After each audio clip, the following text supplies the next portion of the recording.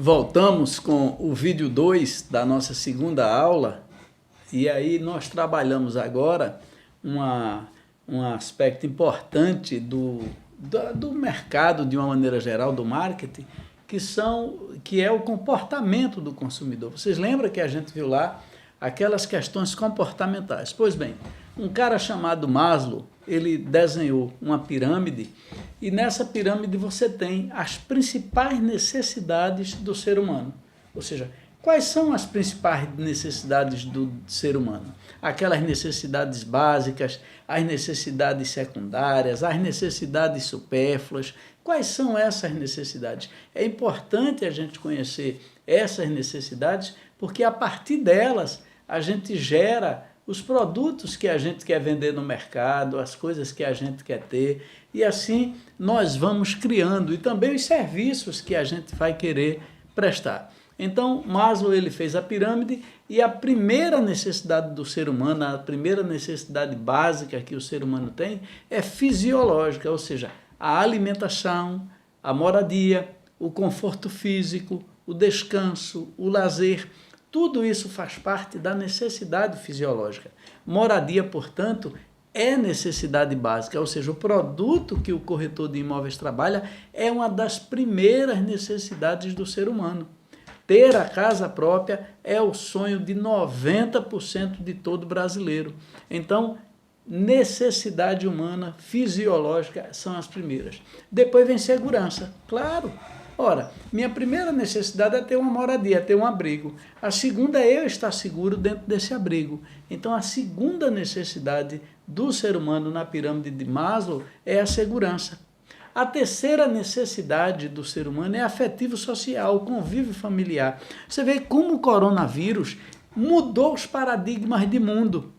Antigamente, a coisa mais importante era a gente dar um abraço em alguém, a gente dar um beijo numa pessoa que a gente gostava, conhecida, a gente apertar a mão de quem a gente encontrava na rua. Esse era o processo que a gente tinha até antes do coronavírus. O coronavírus criou uma das coisas que é terrível para o ser humano, que é o isolamento social. Nós nascemos para viver em comunidade, nós nascemos para viver em sociedade e agora seremos obrigados a viver isolados, não sabemos por quanto tempo, por conta desse vírus, o coronavírus que está circulando em todo o mundo, né? Não é só no Brasil, mas no mundo todo. Então, isso gerou um novo paradigma. O afetivo social nosso vai estar muito machucado. Por exemplo, eu moro num excelente condomínio, eu tenho tudo dentro desse condomínio, academia, piscina térmica, salão de festas, tudo, e não vou poder usar nada porque está tudo restrito, está tudo fechado. Imagina a cabeça das pessoas nesse momento como é que estão.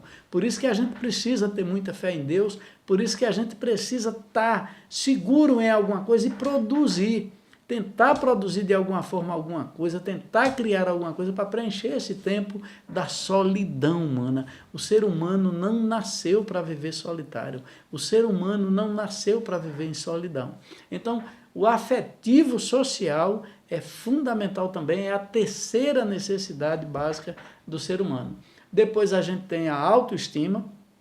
Ora, claro, eu quero a minha autoestima, eu quero ter amor próprio, eu quero me preservar, eu não quero bullying comigo, eu não quero que ninguém esteja aí me gozando, ironizando, não, de maneira nenhuma. Isso é minha autoestima, isso é meu amor próprio. É também uma necessidade do ser humano, gostar que as pessoas gostem, que as pessoas gostem de mim, me abracem, reconhecer o que eu faço, ter direito à promoção pelo mérito, por aquilo que eu produzi. Isso é mais do que natural, é a autoestima do ser humano. E por fim você tem a autorrealização, ou seja, aí você tem desafios mais complexos, só nunca se sinta realizado. O homem que se sente realizado já morreu. Esteja sempre buscando alguma coisa para realizar. O dono da fábrica Brilux, com 90 anos, foi para a Alemanha trazer um novo produto para a sua fábrica. Então, não desanime, não deixe de realizar, não se sinta realizado. Tenha a autorrealização como meta no seu trabalho, um trabalho criativo dentro da sua casa, participando aí de tudo que acontece. Isso é autorrealização, mas nunca se sinta realizado. Então essa é a pirâmide de Maslow que trata dos do comportamento do consumidor, e que vocês têm na apostila isso mais detalhado, vão olhando lá, porque ela vai estar mais detalhada lá na apostila de vocês. Ora, a partir do momento que eu tenho essa pirâmide, com necessidade fisiológica, segurança, afetivo-social, autoestima e realização, eu passo a ter os fatores que vão influenciar a compra. Já falamos sobre eles. A partir do momento que eu tenho a necessidade de moradia, eu vou ter o fator cultural, social, vou ter os grupos de referência, o papel social de cada um, que são aquelas variabilidades que a gente viu, aquela segmentação geográfica, psicográfica, demográfica, vocês já viram isso. Então, veja lá na apostila de vocês, volta a ver para que a gente vá andando. E aí, meu amigo, quando você tem a pirâmide de Maslow, você sabe que ali estão todas as informações, todas as fontes. O depoimento de clientes para você é importante, porque vai gerar autoestima, vai gerar afetivo social e vai provocar novos clientes para você. Então, pega depoimento dos seus clientes para ajudar você aí. Você tem a decisão de compra, você tem o comitê de compra, que a gente já falou, e tem a avaliação, que é naquela lei da mente lá que a gente conversou. Tá bom? Prestadores de serviço à comunidade, prestadores de serviço social. Isso é o que o corretor é, né? Os fatores que influenciam a compra.